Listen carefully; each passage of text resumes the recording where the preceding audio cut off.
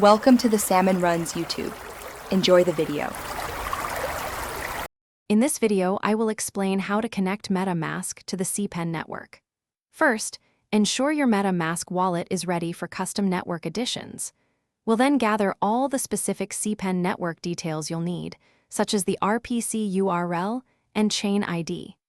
This process is straightforward, allowing you to interact with Cpen decentralized applications quickly and efficiently.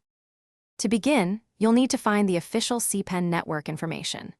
This typically includes the new RPC URL, chain ID, and the currency symbol, often found on the project's official website or documentation. Double-check these details, including the network name and block explorer URL, to ensure accuracy and prevent any connection issues with your wallet.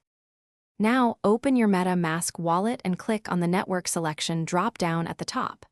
Scroll down and select Add Network, then choose Custom Network. Carefully input all the Cpen network details you gathered, including the new RPC URL, chain ID, and currency symbol, into their respective fields. Accuracy here is key for a successful connection. After entering all the details, click Save to add the Cpen network to your MetaMask.